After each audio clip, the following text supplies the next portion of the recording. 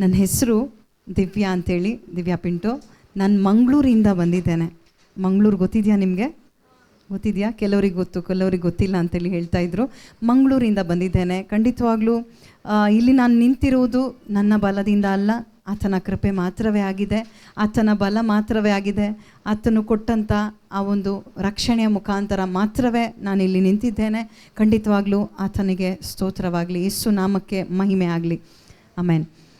Price the lord. ನಾನು ಮಂಗಳೂರಲ್ಲಿ ನಿಜವಾಗ್ಲೂ ನನ್ನ ಕುಟುಂಬದೊಂದಿಗೆ ವಾಸವಾಗಿದ್ದೇನೆ. ನನ್ನ ಪತಿ ಮತ್ತು 2 ಮಕ್ಕಳು ನನಗಿದ್ದಾರೆ. ಒಂದು ಪುಟ್ಟ ಕುಟುಂಬ ದೇವರು ನಮಗೆ ಒದಗಿಸಿಕೊಟ್ಟಿದ್ದಾರೆ ನನಗೆ. ನಾನು ನಿಜವಾಗ್ಲೂ ಹಿಂದೆ ಹೇಗಾಗಿದ್ದೆ ಅಂದರೆ, ವಚನದ ಮುಖಾಂತರ ನಾನು ಹೇಳುವುದಾದರೆ, 1 ಕೊರಿಂಥಿ 15ನೇ ಅಧ್ಯಾಯ 19ನೇ ವಾಕ್ಯ ನೀವು ನಿನ್ನೆ ಆಲಿಸಿದ್ರಿ. ಕ್ರಿಸ್ತ ಯೇಸುವಿನಲ್ಲಿ ನಮಗಿರುವ ನಂಬಿಕೆ, ನಿರೀಕ್ಷೆ ಕೇವಲ ಈ ಬದುಕಿಗೆ ಸೀಮಿತವಾಗಿದ್ದರೆ ಬೇರೆ ಯಾರೂ ಇಲ್ಲ. ಆದರೆ ಈ ವಚನ ನನಗೆ ಗೊತ್ತಿರಲಿಲ್ಲ. ನಾನು ಹೇಗೆ ನಿರ್ಭಾಗ್ಯಳಾಗಿದ್ದೆ ಅಂದರೆ, ಒಂದು ಕ್ರೈಸ್ತ ಕುಟುಂಬದಲ್ಲೇ ನನ್ನ ಜನನ, ಯೇಸು ಎಂಬ ನಾಮ ನನಗೆ ಗೊತ್ತಿತ್ತು. ಆದರೆ ಯೇಸು ಯಾರು ಎಂದು ನನಗೆ ಗೊತ್ತಿರಲಿಲ್ಲ. ಯೇಸು ಯಾಕೆ ಈ ಧರೆಗೆ ಬಂದಿದ್ರು ಅದು ಗೊತ್ತಿರಲಿಲ್ಲ. ಯೇಸು ನನಗಾಗಿ ಏನು ಮಾಡಿದ್ದಾರೆ ಅದು ನನಗೆ ಗೊತ್ತಿರಲಿಲ್ಲ. ಮತ್ತು ನಾನು ಯಾಕೆ ಜೀವಿಸಬೇಕು ಈ ಲೋಕದಲ್ಲಿ ಅದು ನನಗೆ ಗೊತ್ತಿರಲಿಲ್ಲ. ಅಂದರೆ ಬರೀ ಲೋಕದಲ್ಲಿ ಯೇಸು ನಾಮವನ್ನು ಹಿಡಿದು ಯೇಸು ನಾಮಕ್ಕೆ ಅಪಮಾನ ತರುವಂಥ, ಅವಮಾನ ಪಡಿಸುವಂಥ ಜೀವನ ನನ್ನದಾಗಿತ್ತು. ಒಂದು ನಿರ್ಭಾಗ್ಯ ಜೀವನ ನನ್ನದು ಮಾತ್ರ ಅಲ್ಲ, ನನ್ನ ಕುಟುಂಬದ್ದು ಕೂಡ ಆಗಿತ್ತು. ಯಾಕಂದರೆ ಒಂದು ಕ್ರೈಸ್ತ ಕುಟುಂಬ ಎಂದು ನಾವು ಕಾಣಲ್ಪಡ್ತಾ ಇದ್ವಿ. ಆದರೆ ಕ್ರಿಸ್ತನು ನಮ್ಮ ಕುಟುಂಬದಲ್ಲಿ ಇರಲಿಲ್ಲ, ಮೊದಲು ನನ್ನ ಜೀವಿತದಲ್ಲಿ ಇರಲಿಲ್ಲ. ಯಾಕಂದರೆ ಕೇವಲ ಒಂದು ಸಂಪ್ರದಾಯದ ಜೀವನ ನನ್ನದಾಗಿತ್ತು. ಒಂದು ಸಾಂಪ್ರದಾಯಿಕವಾಗಿ ಒಂದು ಸಂಡೇ ಚರ್ಚಿಗೆ ಹೋಗಬೇಕು, ಅದು 1 ಗಂಟೆ ಮಾತ್ರ. ಅಲ್ಲೂ ಕೂತು ಕೂಡ ನನ್ನ ಮನಸ್ಸಿನಲ್ಲಿ ಓಡ್ತಾ ಇದ್ದದ್ದು ಕೇವಲ ಲೋಕದ ಚಿಂತೆ ಪೇಚಾಟಗಳು ಮಾತ್ರ. ಮನೆಯ ಕೆಲಸಗಳು, ಮಕ್ಕಳ ಕುರಿತಾದ ವಿಷಯ, ಗಂಡನ ಕುರಿತಾದ ವಿಷಯ, ಇಂದು ಏನು ಅಡುಗೆ ಮಾಡೋದು ಅದು ಮಾತ್ರ ನನ್ನ ಮನಸ್ಸಲ್ಲಿ ಓಡ್ತಾ ಇತ್ತು. ಅಷ್ಟು ಮಾತ್ರ ನಾನು ಮಾಡ್ತಾ ಇದ್ದೆ. ಸಾಂಪ್ರದಾಯಿಕವಾಗಿ ಹೋಗಿ ಬರ್ತಾ ಇದ್ದೆ. ಉಳಿದ ದಿನಗಳೆಲ್ಲವೂ ಕೂಡ ನನ್ನ ಇಚ್ಛೆ ಅಂತೆ. ಪ್ರತಿದಿನವೂ ಕೂಡ ನನ್ನ ಇಚ್ಛೆ, ನನ್ನ ಇಷ್ಟ, ನನಗೇನು ಬೇಕೋ ಅದನ್ನು ನಾನು ಮಾಡ್ತೇನೆ. ಯಾಕಂದರೆ ನಮ್ಮ ಒಂದು ಗುರಿ ಉದ್ದೇಶ ಏನಾಗಿತ್ತಂದರೆ, ನನ್ನ ಕುಟುಂಬದ ಗುರಿ ಉದ್ದೇಶ ಏನಾಗಿತ್ತಂದರೆ, ಈ ಲೋಕದಲ್ಲಿ ಒಂದು ಒಳ್ಳೆ ವಿದ್ಯಾಭ್ಯಾಸ ಕೊಡಬೇಕು ನನ್ನ ಮಕ್ಕಳಿಗೆ. ಒಂದು ಒಳ್ಳೆ ರೀತಿಯಲ್ಲಿ ಎಜುಕೇಷನ್ ಕೊಟ್ಟಾದ ನಂತರ ನಾವು ಕೂಡ ಒಂದು ಫಾರಿನಲ್ಲಿ ಸೆಟ್ಲ್ ಆಗಬೇಕು. ಒಂದು ಒಳ್ಳೆ ಬಂಗ್ಲೆ, ಗಾಡಿ ಎಲ್ಲ ಇದೆ. ಆದರೂ ಅದು ಸಾಕಾಗೋದಿಲ್ಲ, ಇನ್ನೂ ಬೇಕು, ಇನ್ನೂ ಎಲ್ಲೋ ಹೋಗಿ ಸೆಟ್ಲ್ ಆಗಬೇಕು. ಯಾಕಂದರೆ ಈ ಲೋಕದಲ್ಲಿ ಒಂದು ಒಳ್ಳೆಯ ಒಂದು ಸ್ಥಾನಮಾನ ನನಗೆ ಬೇಕು. ಎಲ್ಲರೂ ಕೂಡ ನನ್ನನ್ನು ಗುರುತಿಸಬೇಕು, ಎಲ್ಲರೂ ಕೂಡ ನನ್ನನ್ನು ಹೊಗಳಬೇಕು, ನನ್ನ ಒಂದು ಸೌಂದರ್ಯವನ್ನು ಹೊಗಳಬೇಕು, ನನ್ನ ಕುಟುಂಬದ ಬಗ್ಗೆ ಎಲ್ಲರೂ ಮಾತಾಡಬೇಕು, ನನ್ನ ಮಕ್ಕಳ ಬಗ್ಗೆ ಮಾತಾಡಬೇಕು, ಮಕ್ಕಳಿಗೆ ಒಳ್ಳೆ ರೀತಿಯಲ್ಲಿ ಎಜುಕೇಷನ್ ಕೊಟ್ಟು ಒಳ್ಳೆ ಒಂದು ಕ್ರೀಡಾಪಟುವಾಗಿ ನನ್ನ ಮಗನನ್ನು ಮಾರ್ಪಡಿಸಬೇಕು. ಅದಕ್ಕಾಗಿ ನನ್ನ ಒಂದು ಹೋರಾಟವಾಗಿತ್ತು. ಇದೇ ಒಂದು ಗುರಿ ನನಗಿತ್ತು, ಇದೇ ಒಂದು ಉದ್ದೇಶ ನನ್ನದಾಗಿತ್ತು, ಇದೇ ಒಂದು ನಿರೀಕ್ಷೆಯಲ್ಲಿ ನಾನು ಜೀವಿಸ್ತಾ ಇದ್ದೆ. ಐಷಾರಾಮದ ಒಂದು ಜೀವನ ನನ್ನದಾಗಿತ್ತು. ಈ ಲೋಕದಲ್ಲಿ ನಿಜವಾಗ್ಲೂ ನಾವು ಹುಡುಕೋದು ಅದನ್ನೇ ಅಲ್ವಾ? ಈ ಲೋಕ ಕಲಿಸಿಕೊಡೋದು ಅದನ್ನೇ ಅಲ್ವಾ?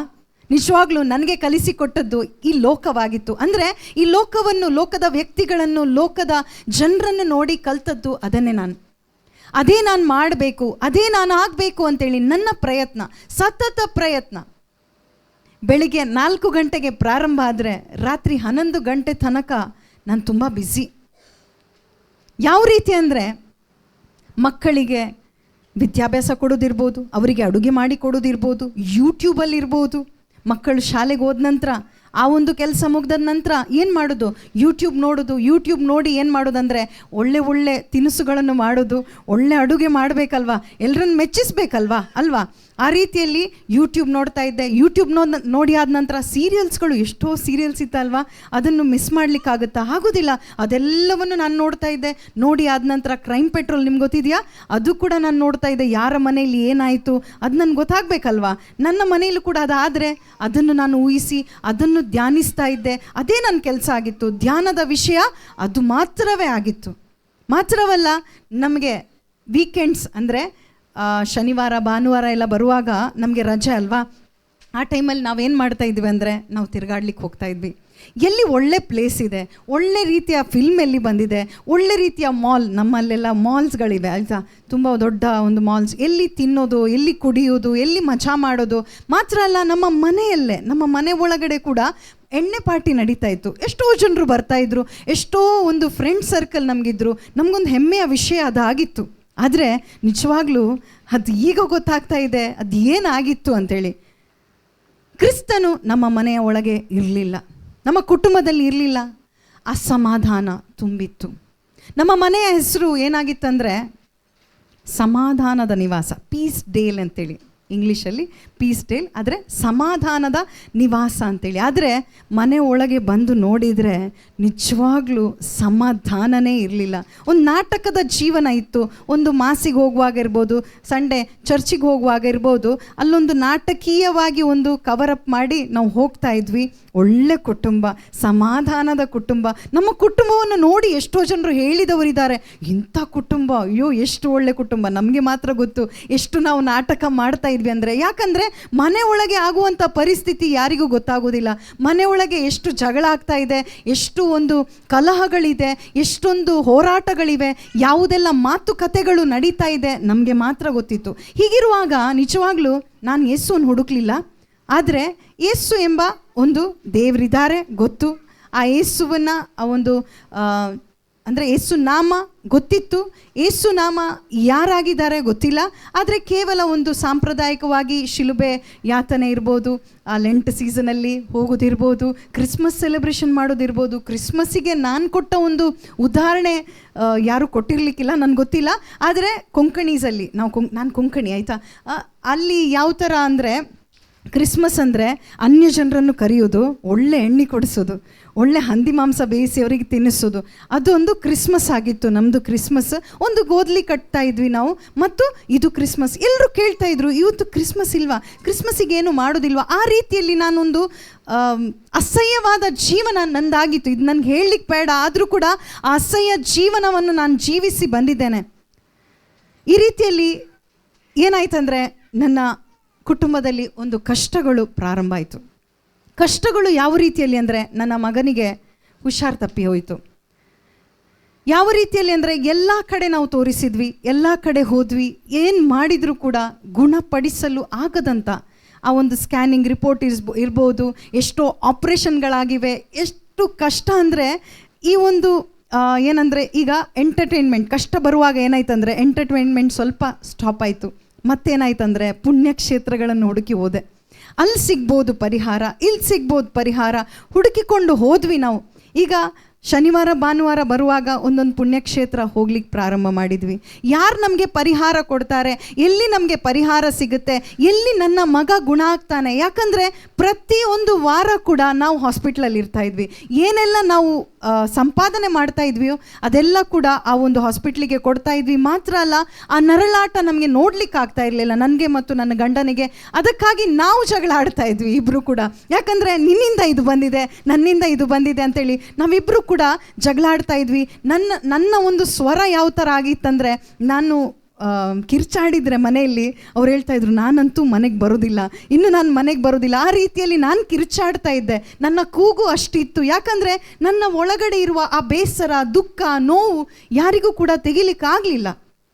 ಹಾಗಾಗಿ ಅದನ್ನು ಹುಡುಕೊಂಡು ಹೋದ್ವಿ, ನಾವು ಎಲ್ಲ ಕಡೆ ಹುಡುಕಿಕೊಂಡು ಹೋದ್ವಿ.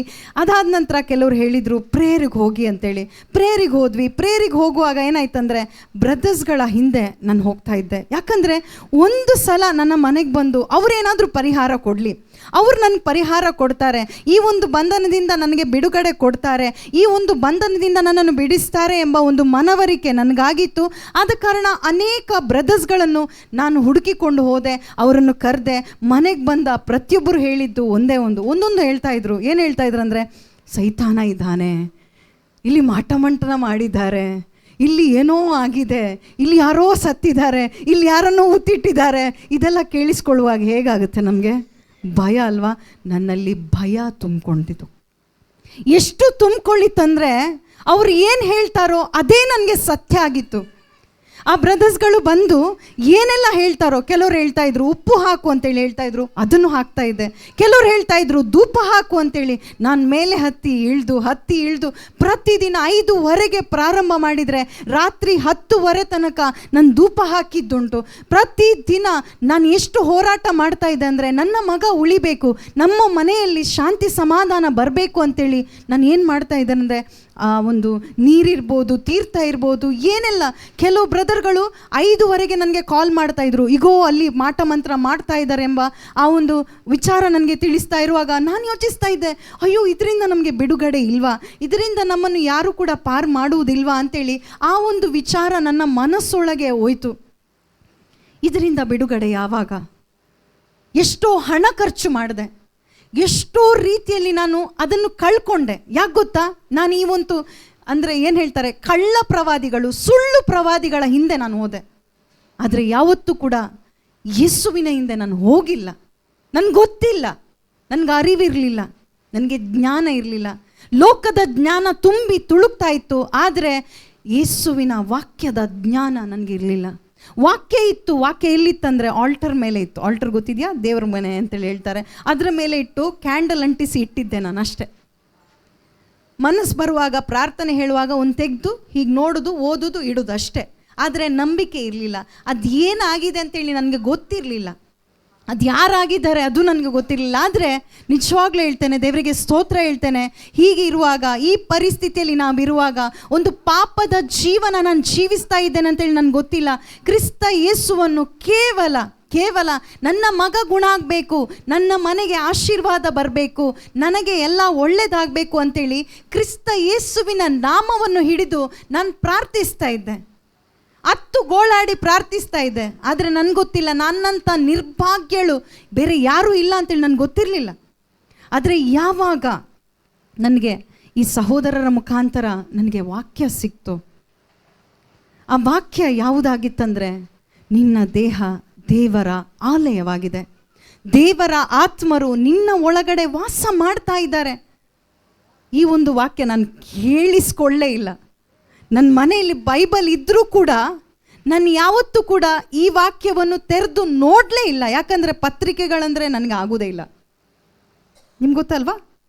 ಸುವಾರ್ತೆ ಮಾತ್ರ ನಾವು ಓದೋದಲ್ವಾ, ಮತ್ತಾಯ, ಮಾರ್ಕ, ಲೂಕ, ಜಾನ. ಯಾಕೆ? ಅದರಲ್ಲಿ ಅದ್ಭುತ ಇದೆ, ಅದಕ್ಕೆ ನಾನು ಅದ್ಭುತ ಮಾತ್ರ ನೋಡ್ತಾ ಇದ್ದೆ. ಪತ್ರಿಕೆಗಳಂದರೆ ನನಗಾಗ್ತಾ ಇರಲಿಲ್ಲ, ನಿದ್ದೆ ಬರ್ತಾ ಇತ್ತು, ಬೇಡ ಅಂತೇಳಿ ಆಗ್ತಿತ್ತು. ಯಾಕೆ? ಇದು ಯಾರಿಗೆ ಬರೆದಿದ್ದಾರೋ, ಇದು ಏನು ಬರೆದಿದ್ದಾರೋ ನನಗೇನು ಅರ್ಥ ಆಗ್ತಾ ಇರಲಿಲ್ಲ. ಆದರೆ ನಿಜವಾಗ್ಲೂ ನನಗೆ ಈ ವಾಕ್ಯವನ್ನು ನೋಡುವಾಗ, ನನ್ನ ದೇಹ ದೇವರ ಆಲಯವಾಗಿದೆ, ದೇವರ ಆತ್ಮರು ನನ್ನ ಒಳಗಡೆ ವಾಸ ಮಾಡ್ತಾರೆ. ಇದು ಹೇಗೆ ಸಾಧ್ಯ? ದೇವರು ನನ್ನ ಒಳಗಡೆ, ಈ ಒಂದು ಪಾಪಿಯ ಒಳಗಡೆ ಬಂದು ವಾಸ ಮಾಡೋದಂದರೆ ಹೇಗೆ? ನನಗೆ ಗೊತ್ತಿರಲಿಲ್ಲ, ಇದೆಲ್ಲ ಏನೂ ಗೊತ್ತಿರಲಿಲ್ಲ. ಹೀಗಿರುವಾಗ ಒಂದು ವಾಕ್ಯ ಮಾತ್ರ ನಾನು ಕೊಟ್ಟರು. ಆ ವಾಕ್ಯ ನಾನು ಬರೀ ಓದ್ತಾ ಇದ್ದಷ್ಟೇ, ನನಗೇನು ಅರಿವಾಗಲಿಲ್ಲ, ಏನಿದು ಅಂತೇಳಿ ಅರ್ಥ ಆಗಲಿಲ್ಲ. ಆದರೆ ಅದೇ ಟೈಮಿಗೆ ಏನಾಯ್ತಂದರೆ ಕೊರೋನಾ ಬಂದುಬಿಟ್ಟು. ನಿಮ್ಗೆ ಗೊತ್ತಿದೆಯಾ ಕೊರೋನಾ ಬಂತಾ? ಈ ಊರಿಗೆ ಬಂತಾ? ನಮ್ಮೂರಿಗೆ ಬಂದಿತ್ತು. ನಿಮ್ಮೂರಿಗೆ ಬಂದಿತ್ತಾ? ಆ ಕೊರೋನಾ ನಮ್ಮ ಊರಿಗೆ ಬಂತು. ಆ ಕೊರೋನಾ ಟೈಮಲ್ಲಿ ಏನು ಮಾಡ್ತಾಯಿದ್ರಿ ನೀವು? ಮನೆ ಒಳಗಿದ್ರ, ಮನೆ ಹೊರಗೆ ಹೋಗಿದ್ರಾ? ಮನೆ ಒಳಗಡೆ ಏನು ಮಾಡಿದ್ರು? ಲಾಕ್ಡೌನ್ ಮಾಡಿದ್ರಲ್ವ. ಆ ರೀತಿಯಲ್ಲಿ ನನ್ನನ್ನು ಕೂಡ ಮನೆ ಒಳಗೆ ಕೂಡಿ ಹಾಕಿದರು. ಈಗ ಮನೆಯಲ್ಲಿ ಕೂಡಿ ಹಾಕಿದ ನಂತರ ನಾವೇನು ಮಾಡ್ತೇವೆ? ಜಾಸ್ತಿ ಅಡುಗೆ ಮಾಡ್ತೇವಲ್ವ, ಜಾಸ್ತಿ ಸೀರಿಯಲ್ ನೋಡ್ತೇವೆ, ಜಾಸ್ತಿ ಅಲ್ವಾ, ಅದೆಲ್ಲ ಜಾಸ್ತಿ ಮಾಡಿದೆ ನಾನು. ಆದರೆ ನಿಜವಾಗ್ಲೂ ಈ ಒಂದು ನೋವಿಂದ, ಅಂದರೆ ಡಿಪ್ರೆಷನ್ಗೆ ನಾನು ಹೋದೆ. ಈ ನೋವಿಂದ ನನ್ನನ್ನು ಬಿಡುಗಡೆ ಮಾಡುವವರು ಯಾರೂ ಇಲ್ಲ. ಹುಚ್ಚಿ ಥರ ನಾನಾಗಿದ್ದೆ. ಹುಚ್ಚಿ ಥರ ಅಂದರೆ ಮಗನಿಗೆ ಬಡಿತಾ ಇದ್ದೆ, ನೀನು ಸತ್ತರೆ ಒಳ್ಳೇದಿತ್ತು, ಯಾಕಂದರೆ ಇವನು ಇತ್ತಲ್ವ ನನಗೆ ಈ ರೀತಿ ಪ್ರಾಬ್ಲಮ್ ಆಗ್ತಾ ಇರೋದು ಅಂಥೇಳಿ ಮನಸ್ಸಿಗೆ ಬರ್ತಾ ಇತ್ತು. ಆ ರೀತಿಯಲ್ಲಿ ನಾನೆಲ್ಲ ಮಾಡ್ತಾ ಇದ್ದೆ. ಆದರೆ ಒಂದು ದಿನ ನನಗೆ ಸಹೋದರ ಕಾಲ್ ಮಾಡಿ ಹೇಳಿದರು, ಈಗ ವೆಬೆಕ್ಸ್ ಅಂತೇಳಿ ಆ್ಯಪ್ ಇದೆ ಮೊಬೈಲಲ್ಲಿ, ವೆಬೆಕ್ಸ್ ಅಂತೇಳಿ ಆ್ಯಪ್ ಇದೆ, ಅದರಲ್ಲಿ ಪ್ರಾರ್ಥನೆ ನಡೆಯುತ್ತದೆ, ನೀನು ಜಾಯ್ನ್ ಆಗು ಅಂತೇಳಿ ಹೇಳಿದರು. ನಿಜವಾಗ್ಲೂ ನನಗೆ ಮನಸ್ಸಿರಲಿಲ್ಲ. 2-3 ಬಾರಿ ನಾನು ಹೇಳಿದೆ, ನನಗೆ ಟೈಮ್ ಇಲ್ಲ ಅಂತೇಳಿ ಹೇಳಿದೆ, ನೆಟ್ವರ್ಕ್ ಇಲ್ಲ ಅಂತೇಳಿ ಹೇಳಿದೆ, ಎಷ್ಟೋ ಸುಳ್ಳು ಹೇಳಿದೆ ನಾನು, ಆಯಿತಾ. ಆ ರೀತಿ ಮಾಡಿ, ಆದರೆ ದೇವ್ರು ನನ್ನನ್ನು ಬಿಡ್ತಾ ಇಲ್ಲ. ದೇವ್ರು ಎಷ್ಟು ನನ್ನನ್ನು ಪ್ರೀತಿಸ್ತಾ ಇದ್ದಾರಂದರೆ ನಿಜವಾಗ್ಲೂ ಈಗ ನನಗೆ ಅರ್ಥ ಆಗುತ್ತೆ.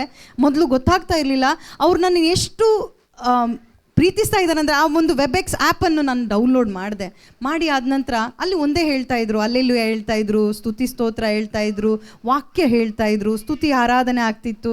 ಇದು ಏನು ಹೇಳ್ತಾ ಇದ್ದಾರೆ, ಏನು ಮಾಡ್ತಾ ಇದ್ದಾರೆ, ಏನೂ ಅರ್ಥ ಆಗ್ತಾ ಇಲ್ಲ. ಬರೀ ನಾನು ಅದನ್ನು ಕೇಳಿಸ್ಕೊಂಡು ಏನಾಯ್ತಂದರೆ ನನಗೊಂದು ಸದವಕಾಶ ದೊರಕಿತು. ಹೇಗೆ ನಿಮಗೆ ಈ ಒಂದು 3 ದಿನದಲ್ಲಿ ಒಂದು ಅವಕಾಶ, ಒಂದು ಒಳ್ಳೆಯ ಸೌಭಾಗ್ಯ ಆಯಿತಾ, ಒಳ್ಳೆ ರೀತಿಯಲ್ಲಿ ಉಪಯೋಗಿಸಿ. ಯಾಕಂದರೆ ಈ ಒಂದು ಸೌಭಾಗ್ಯ ನನಗೂ ಕೂಡ ಸಿಕ್ತು. ಈ ರೀತಿ ಕೂತ್ಕೊಂಡಲ್ಲ, ನಿಮ್ಮ ರೀತಿ ನಾನು ಕೂತು ಉಪವಾಸ ಮಾಡಿ ಏನೂ ಪಡೀಲಿಲ್ಲ. ಬದಲಾಗಿ ದೇವರು ನನಗೆ ಉಚಿತವಾಗಿ ಕೊಟ್ಟರು. ಯಾವ ಥರ ಅಂದರೆ, ನನ್ನ ಮನೆಯಲ್ಲಿ ಕೂತಿದ್ದೇನೆ, ನನ್ನ ಮೊಬೈಲ್ ಆನ್ ಮಾಡಿದೆ, ಖಂಡಿತವಾಗ್ಲೂ ದೇವರು ಆ ಒಂದು ಶುಭ ಸಂದೇಶವನ್ನು ನನಗೆ ಕೊಟ್ಟರು. ಆ ಸುವಾರ್ತೆ ನಾನು ಆಲಿಸುವಂಥ ಒಂದು ಸೌಭಾಗ್ಯ ನನಗೆ ಸಿಕ್ತು. ಆ ಸುವಾರ್ತೆ ನಾನು ಆಲಿಸಿ ಏನು ಮಾಡಿದೆ ಅಂದರೆ ವಿಶ್ವಾಸ ಇಟ್ಟೆ. ನನಗೆ ಗೊತ್ತಾಯಿತು ಸುವಾರ್ತೆ ಆಲಿಸುವಾಗ ಪಾಪಿಯಲ್ಲಿ ಮೊದಲ ಪಾಪಿ ನಾನೇ ಅಂತೇಳಿ ನನಗೆ ಗೊತ್ತಾಯ್ತು. ನನ್ನಂಥ ಪಾಪಿ ಈ ಲೋಕದಲ್ಲಿ ಇಲ್ಲ ಅಂತೇಳಿ ನನಗೆ ಗೊತ್ತಾಯಿತು ಪ್ರಿಯರೇ. ಹೇಗೆ ಗೊತ್ತಾಯಿತು ಅಂದರೆ ಈ ಸುವಾರ್ತೆಯ ಮುಖಾಂತರ. ಯಾಕಂದರೆ ಯೇಸು ಕ್ರಿಸ್ತರು ನನ್ನ ಬದಲಿಗೆ, ನಾನು ತಾಯಿಯ ಗರ್ಭದಲ್ಲಿ ಇರುವಾಗಲೇ ಒಂದು ಪಾಪಿಯಾಗಿ ಜನಿಸಿದೆ. ಯೇಸು ಕ್ರಿಸ್ತರು, ನೀವು ನಿನ್ನೆ ಆಲಿಸಿದ್ರಿ, 10,000 ಸೂರ್ಯಕ್ಕಿಂತಲೂ ಅವರು ಉನ್ನತರಾಗಿದ್ದಾರೆ. ಅವರು ಈ ಲೋಕಕ್ಕೆ ಧರೆಗೆ ಬಂದದ್ದು ನನಗಾಗಿ, ಒಂದು ಭ್ರೂಣವಾಗಿ. ತಾಯಿಯ ಗರ್ಭದಲ್ಲಿ ಅವರು ಕೂಡ ಜನಿಸಿದ್ರು. ಯಾಕಂದರೆ ನನ್ನ ಬದಲಿಗೆ, ನನ್ನ ಪಾಪ ಪರಿಹಾರ. ಯಾಕಂದರೆ ಆ ಗರ್ಭದಲ್ಲೇ ನಾನೊಂದು ಪಾಪಿಯಾಗಿದ್ದೆ, ನಾನೊಂದು ದ್ರೋಹಿಯಾಗಿದ್ದೆ. ಆದಾಮನ ಮುಖಾಂತರ ನನ್ನ ಒಳಗಡೆ ಆ ಪಾಪ ಎಂಬ ವಿಷ ಇತ್ತು. ಆ ವಿಷವನ್ನು ತೆಗಿಲಿಕ್ಕೆ ಯಾರಿಂದಲೂ ಕೂಡ ಸಾಧ್ಯ ಇಲ್ಲ. ರೋಗ ಸೌಖ್ಯ ಯಾರಾದರೂ ಕೊಡ್ಬೋದು, ಆದರೆ ಈ ಒಂದು ಪಾಪವನ್ನು ನನ್ನಿಂದ ತೆಗಿಲಿಕ್ಕೆ ಯಾರಿಂದಲೂ ಸಾಧ್ಯ ಇಲ್ಲ ಅಂತೇಳಿ ನನಗೆ ಗೊತ್ತಾಯಿತು. ಅದಕ್ಕಾಗಿ ಯೇಸು ಕ್ರಿಸ್ತರು ದೇವರಾದರೂ ಕೂಡ ಈ ಧರೆಗೆ ನನಗಾಗಿ ಇಳಿದು ಬಂದರು. ತಾಯಿಯ ಗರ್ಭದಲ್ಲಿ ಬಂದರು, ಒಂದು ಸಣ್ಣ ಭ್ರೂಣವಾಗಿ. ಇಷ್ಟು ಉನ್ನತನಾದ ದೇವರು, ಆಕಾಶವೇ ನನ್ನ ಸಿಂಹಾಸನ, ಭೂಮಿ ನನ್ನ ಪಾದದ ಪೀಠ ಎಂದು ಹೇಳಿದ ಅದೇ ಉನ್ನತನಾದ ದೇವರು ನನಗೋಸ್ಕರ ಮಾತ್ರವೇ ಈ ಧರೆಗೆ ಒಂದು ತಾಯಿಯ ಭ್ರೂಣದಲ್ಲಿ ಬಂದು ಮಾತ್ರ ಅಲ್ಲ, ಅವರು ನನ್ನಂತೆಯೇ ಜನಿಸಿದರು, ಅವರು ನನ್ನಂತೆಯೇ ಜೀವಿಸಿದರು. ಅವರು ನನ್ನಂತೆ ಅಂದರೆ ಪಾಪದಲ್ಲಿ ಜೀವಿಸಿಲ್ಲ, ಪರಿಶುದ್ಧನಾಗಿ ನೀತಿವಂತನಾಗಿ ಅವರು ಜೀವಿಸಿದರು. ತಂದೆ ತಾಯಿಗೆ ವಿಧೇಯರಾದರು, ಸುನ್ನತಿ ಆಯಿತು. ಯೇಸು ನನಗೋಸ್ಕರ ಆ ಒಂದು ಯುವಕ ಪ್ರಾಯದಲ್ಲೇ ಯಾವುದೇ ಶೋಧನೆಗಳಿದ್ರೂ ಕೂಡ, ಯಾವುದೇ ಶೋಧನೆಗಳಿಗೆ ಒಳಗಾಗದೆ, ನನ್ನಂತೆ ಯಾವುದು ಕೂಡ ಪಾಪ ಮಾಡಿಲ್ಲ, ಆದರೂ ಕೂಡ ನನ್ನನ್ನು ಎಷ್ಟಾಗಿ ಪ್ರೀತಿಸಿದರೆಂದರೆ ಅವರು ತಮ್ಮನ್ನೇ ಬರಿದಾಗಿಸಿಕೊಂಡು ತನ್ನನ್ನೇ ನನ್ನ ಒಳಗಡೆ ಇರುವ ಆ ನಗ್ನತೆಯನ್ನು ಅವರು ತೆಗೆದುಹಾಕಲಿಕ್ಕೆ ಅವರು ನಗ್ನರಾದರು. ಪ್ರಿಯರೇ, ಅವರು ನಗ್ನರಾದರು. ಎಷ್ಟು ನನ್ನನ್ನು ಪ್ರೀತಿಸಿದಾರಂದರೆ, ಎಂಥ ಒಂದು ಸೌಭಾಗ್ಯ ಅಂದರೆ ನನ್ನ ನಗ್ನತೆ. ನಿಮ್ಗೆ ಗೊತ್ತು, ಬೆಕ್ಕು ನಾಯಿಯನ್ನೆಲ್ಲ ನೋಡುವಾಗ ಯಾವುದೇ ಒಂದು ಬಟ್ಟೆ ಹಾಕುವುದಿಲ್ಲ, ಅದು ಸೃಷ್ಟಿ ಹಾಗೆ ಇದೆ. ಆದರೆ ನಮ್ಮನ್ನು ಸೃಷ್ಟಿಸಿದ್ದು ಈಗ ಅಲ್ಲ. ಆದರೆ ನಾವು ಬಟ್ಟೆ ಹಾಕ್ತಾ ಇದ್ದೇವೆ. ನನಗೂ ಅರಿವಾದದ್ದು ಏನಂದರೆ, ಎಷ್ಟು ದೊಡ್ಡ ಪಾಪಿ ನಾನು ಅಂತೇಳಿ ಗೊತ್ತಾಯಿತು. ಆದಾಮನು ಅವಿತುಕೊಂಡ, ಅದೇ ರೀತಿಯಲ್ಲಿ ನಾವು ಕೂಡ ಅವಿತುಕೊಳ್ತಾ ಇದ್ದೇವೆ. ಆದರೆ ಯೇಸು ಕ್ರಿಸ್ತರು ಆ ಶಿಲುಬೆಯಲ್ಲಿ ನನಗೋಸ್ಕರ ಅವರು ತನ್ನನ್ನೇ ಬರಿದಾಗಿಸಿಕೊಂಡ್ರು.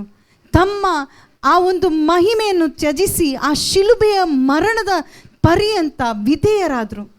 ನನ್ನ ನಗ್ನತೆಯನ್ನು ಕೂಡ ಅವರು ತೆಗೆದುಕೊಂಡ್ರು. ನನ್ನ ಪಾಪವನ್ನು ಅವರು ವಹಿಸಿಕೊಂಡ್ರು. ನನ್ನ ಶಾಪವನ್ನು ಮುಳ್ಳಿನ ಕಿರೀಟದಂತೆ ಅವರು ವಹಿಸಿಕೊಂಡ್ರು. ನನ್ನ ದ್ರೋಹಗಳನ್ನು ಅವರು ವಹಿಸಿಕೊಂಡ್ರು. ನನ್ನ ಎಲ್ಲವನ್ನು ಕೂಡ ಅವರು ವಹಿಸಿಕೊಂಡು ಆ ಶಿಲುಬೆಗೆ ಜಡಿಯಲು ಅವರು ಆ ಮೊಳೆಗಳಲ್ಲಿ ಅವರು ಜಡಿಯಲ್ಪಟ್ರು. ಆ ರಕ್ತದಿಂದ ನನ್ನನ್ನು ತೊಳೆದು ಶುದ್ಧ ಮಾಡಿದರು. ಅವರ ಜೀವವನ್ನು ಕೊಟ್ಟು ನನ್ನನ್ನು ಶುದ್ಧ ಮಾಡಿದರು. ಈ ವಾಕ್ಯ ಮುಂದುವರಿಸಿ ಹೇಳುತ್ತೆ, ನಿನ್ನ ದೇಹ ದೇವರ ಆಲಯ, ದೇವರ ಆತ್ಮರು ನಿನ್ನ ಒಳಗಡೆ ವಾಸ ಮಾಡ್ತಾ ಇದ್ದಾರೆ. ಇದು ನಿನಗೆ ಗೊತ್ತಿಲ್ವಾ? ಖಂಡಿತವಾಗ್ಲೂ ನನಗೆ ಗೊತ್ತಿರಲಿಲ್ಲ ಪ್ರಿಯರೇ. ಆದರೆ ಇದನ್ನು ನಾನು ಆಲಿಸಿದೆ. ಇದನ್ನು ಆಲಿಸುವಾಗ ನನ್ನ ಒಳಗಡೆ ಪವಿತ್ರಾತ್ಮರು ಕಾರ್ಯ ಮಾಡಿದರು. ಪವಿತ್ರಾತ್ಮರು ನನಗೆ ತಿಳಿಸಿಕೊಟ್ರು. ಪವಿತ್ರಾತ್ಮರು ಯಾವ ರೀತಿಯಲ್ಲಿ ತಿಳಿಸಿಕೊಟ್ರು ಅಂದರೆ, ನೀನು ನಿನ್ನ ಸ್ವಂತ ಸೊತ್ತು ಅಲ್ಲ. ಆವರೆಗೂ ನಾನು ಮಾಡಿದ್ದೇನೆಂದರೆ ನನ್ನ ಇಷ್ಟ, ನನ್ನ ಇಚ್ಛೆ, ನಾನು ಹೇಗಾದರೂ ಮಾತಾಡ್ತೇನೆ. ಯಾಕಂದರೆ ನಾನು ಚಾಡಿ ಹೇಳೋದ್ರಲ್ಲಿ ತುಂಬ ಉನ್ನತ ಅಲ್ವಾ, ನಾವು ಹೆಂಗಸರು ಮಾತಾಡೋದ್ರಲ್ಲಿ, ಹರಟೆ ಹೊಡೆಯೋದ್ರಲ್ಲಿ ಅಲ್ವಾ, ಆ ರೀತಿಯಲ್ಲೆಲ್ಲ ನಾನಿದ್ದೆ. ಆದರೆ ನಾನು ನನ್ನ ಸ್ವಂತ ಸೊತ್ತು ಅಲ್ಲ ಅಂತೇಳಿ ನನಗೆ ಗೊತ್ತಾಯ್ತು. ಅಂದರೆ ಈ ಬಾಯಿ, ಈ ಕೈಗಳು, ಈ ಎಲ್ಲ ಅಂಗಾಂಗಗಳು ನನ್ನ ಸ್ವಂತ ಸೊತ್ತು ಅಲ್ಲ. ಯಾಕಂದರೆ ನಿನ್ನನ್ನು ನಾನು ಕ್ರಯಕ್ಕೆ ಕೊಂಡುಕೊಂಡಿದ್ದೇನೆ. ಆ ಒಂದು ವಾಕ್ಯ ನನ್ನ ಒಳಗಡೆ ಮಾಂಸ ಧರಿಸಿತು. ನನ್ನ ಕ್ರಯ ನನಗೆ ಗೊತ್ತಾಯಿತು. ನನ್ನ ಕ್ರಯ ಯಾವುದೇ ಒಂದು ಬೆಳ್ಳಿ, ಬಂಗಾರ, ಮಣ್ಣು ಯಾವುದು ಕೊಟ್ಟು ನನ್ನನ್ನು ಕೊಂಡ್ಕೊಂಡಿಲ್ಲ. ಯಾವುದೇ ವಜ್ರ ವೈಡೂರ್ಯ ಕೊಟ್ಟು ನನ್ನನ್ನು ಕೊಂಡ್ಕೊಂಡಿಲ್ಲ. ಬದಲಾಗಿ ತಂದೆಯಾದ ದೇವರು ನನ್ನನ್ನು ರಕ್ಷಿಸಲೆಂದೇ ತನ್ನ ಏಕೈಕ ಪುತ್ರನನ್ನು ಧಾರೆ ಎರೆದು ಅವರ ರಕ್ತದಿಂದ, ಅವರ ಅಮೂಲ್ಯ ರಕ್ತವೇ ನನ್ನ ಬೆಲೆ ಅಂತೇಳಿ ನನಗೆ ಗೊತ್ತಾಯಿತು. ಅವರ ರಕ್ತವೇ ನನ್ನ ಬೆಲೆ ಅಂತೇಳಿ ನನಗೆ ಗೊತ್ತಾಯಿತು. ಅಂದರೆ ಈ ದೇಹ ಮಾತ್ರ ಅಲ್ಲ, ನನ್ನ ಆತ್ಮ, ಪ್ರಾಣ ಎಲ್ಲವನ್ನೂ ಕೂಡ ರಕ್ಷಿಸಲಿಕ್ಕೆ ಅವರು ವಧಿತರಾದರು. ಅಲ್ಲಿ ನನ್ನ ಕಂಡದ್ದು ಯಾರಂದರೆ ಯೇಸು ಅಲ್ಲ, ನನ್ನ ಪಾಪ ಅಲ್ಲಿ ಕಂಡಿತು.